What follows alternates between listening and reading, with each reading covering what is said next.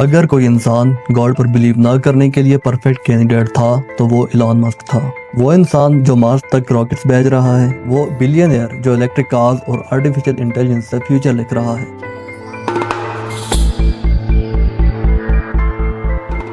Scientist, engineer, logic driven billionaire, और वही आदमी जिसने कभी कहा था मैं जहन्नम में जाने के लिए भी ओके हूँ।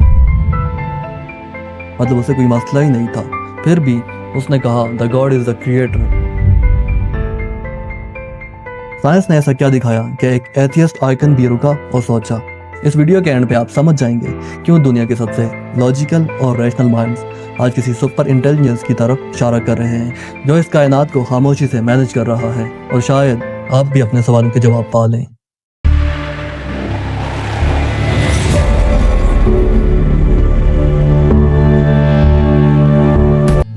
जून 1971 को प्रिटोरिया साउथ अफ्रीका में पैदा होने वाले इलॉन रीव मस्क एक ऐसे घर में बड़े हुए जो बिल्कुल भी टिपिकल नहीं था। उनका बचपन एक अनयूजुअल रिलीजियस एजुकेशन के साथ गुजरा जिसने उसके दिमाग में सवाल उठाने शुरू किए। इलॉन मस्क ने एक बार कहा, जब मैं छोटा बच्चा था मेरा फादर एंग्लिकन था। एंग्लिकन क्रिश्चियनिटी की एक ब्रांच होती है जो चर्च ऑफ इंग्लैंड से रिलेटेड है। मुझे एंग्लिकन संडे स्कूल भेजा जाता था, लेकिन फिर उनके इंजीनियरिंग फर्म के पार्टनर जीविश थे, इसलिए मुझे जीविश प्री स्कूल भेज दिया गया।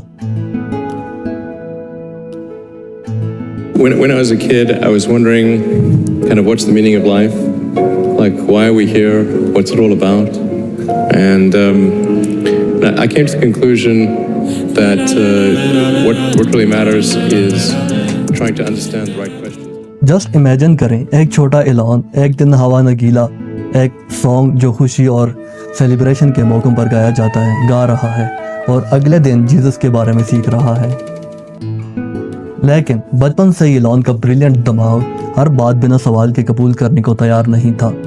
संडे स्कूल में जब उन्हें मूसा द मोसेस के समंदर के 2 हिस्सों में बांटने की कहानी सुनाई गई तो यंग इलॉन ने टीचर से सवाल किया, मतलब पानी अलग हो गया, ये कैसे मुमकिन है? तकरीबन 15 साल की उम्र में मस्क को ज़िंदगी के मकसद और मतलब पर गहरा कन्फ्यूजन हुआ तो उन्होंने मुख्तलिफ रिलीजन और फिलॉसफीज की किताबें पढ़ी सच की तलाश में। यह सारी किताबें पढ़ने के बाद इलॉन मस्क ने कहा, उनमें से कोई भी जवाब ऐसा नहीं था जो मेरे दिल को लगे। इसके बाद कई सालों तक इलॉन मस्क को एक एथियस्ट आइकन समझा जाता रहा। 2022 में जब एक फॉलोअर ने उन्हें मौत से पहले क्रिएटर को तस्लीम करने का कहा तो मस्क का जवाब सीधा था, आपका बहुत बहुत शुक्रिया, लेकिन अगर मेरा ठिकाना जहन्नम है तो मैं ठीक हूँ। लेकिन फिर कुछ बदलने लगा। ये तब्दीली एक रात में नहीं आई, ये धीरे धीरे हुई, जैसे सनराइज। 2022 में फुल सैंड पॉडकास्ट पर मस्क ने कहा, या तो किसी चीज ने यूनिवर्स को क्रिएट किया या यूनिवर्स बस मौजूद है। जो चीज यूनिवर्स का सबब बनी उसे आप गॉड कह सकते हैं। But do you believe in like a god or like a higher power? Well, something created the universe, or the universe is here. How did it come to be? Whatever caused the universe to come to be is God. I would say. जुलाई 2024 में Jordan Peterson से बात करते हुए Musk ने कहा, मैं ज्यादा religious नहीं हूँ, लेकिन जीसस की टीचिंग बहुत अच्छी और वाइज है। मैं शायद एक कल्चरल क्रिश्चियन हूँ। A lot we don't know. We don't know why does reality exist? Where did it come from? Where are the aliens? I'm culturally Christian. I grew up Christian. I mean, I've Anglican. उन्होंने मजीद कहा, turn the other चीक, मतलब बुराई का जवाब सब्र या माफी से देने में बहुत विजडम यानी समझदारी है। क्रिश्चियन बिलीव इंसानियत के लिए ग्रेटेस्ट हैप्पीनेस का सबब बनते हैं। The teachings of Jesus are good and wise. सितंबर 2024 एक टर्निंग पॉइंट। चार्ली किर्क के असैसिनेशन के बाद मस्क के अंदर कुछ गहरा बदला। उन्होंने मेमोरियल अटेंड किया और लोगों को चर्च जाने के लिए इनकरेज किया। दिसंबर 2024 केटी मिलर पॉडकास्ट पर जब पूछा गया कि आप किसको सबसे ज्यादा एडमायर करते हैं, मस्क ने कहा द क्रिएटर। और जब गॉड पर पोजीशन क्लियर करने को कहा गया तो जवाब था गॉड इज द क्रिएटर। मैं मानता हूँ कि ये यूनिवर्स किसी चीज से आया है। Who do you look up to the most? The creator. What's your current position on God? God is the creator. You don't believe in God though, do you? Well, I believe this universe came for something. People have different labels. अब सवाल ये है, ऐसा क्या हुआ जिसने दुनिया के सबसे रैशनल बिलियनियर को क्रिएटर पर बिलीव करने पर मजबूर किया? जवाब सिर्फ पर्सनल एक्सपीरियंस नहीं बल्कि साइंस के डिस्कवरीज में छुपा हुआ है। The fine tuning of the universe. सोचिए आप एक एरोप्लेन में हैं जिसमें बहुत सारे कंट्रोल बटन हैं, हर एक को बिल्कुल एग्जैक्ट सेटिंग पर होना ज़रूरी है। ज़रा सी भी कोई गलती की और सब ख़त्म। यही हमारा यूनिवर्स है। कॉस्मोलॉजिकल कांस्टेंट, जो यूनिवर्स के एक्सपैंड होने की स्पीड को कंट्रोल करने वाला एक नंबर है। अगर ये ज़रा सा भी डिफरेंट होता तो यूनिवर्स या तो बिखर जाता या कोलैप्स हो जाता। इतनी परफेक्टली सेट कि अगर थोड़ा सा भी फ़र्क होता तो गैलेक्सीज, स्टार, लाइफ कुछ भी ना होता। स्टीवन हॉकिंग ने कहा यूनिवर्स के नंबर इतनी प्रिसीजन से सेट हैं कि लाइफ पॉसिबल हो सके। ये वाकई रिमार्केबल बात है। फ्रेड हॉले ने कहा लगता है किसी सुपर इंटेलेक्ट ने फिजिक्स के साथ छेड़छाड़ की है। The big bang. साइंस के मुताबिक यूनिवर्स एक बिगिनिंग पॉइंट था। बिग बैंग यानी स्पेस, टाइम, मैटर सब कुछ भी नहीं से पैदा हुआ। जो चीज़ बिग बैंग का सबब बनी वो स्पेस से बाहर, टाइम से बाहर, मैटर से बाहर, बेहद पावरफुल और डिसीजन मेकिंग कैपेबल थी। इंफॉर्मेशन इन डीएनए एक कोड है, डिजिटल इंफॉर्मेशन। 1 ग्राम डीएनए इक्वल होता है 700 टेराबाइट डेटा के। इंफॉर्मेशन हमेशा इंटेलिजेंस से आती है। कोई बुक खुद नहीं लिखी जाती, कोई कोड खुद नहीं बनता।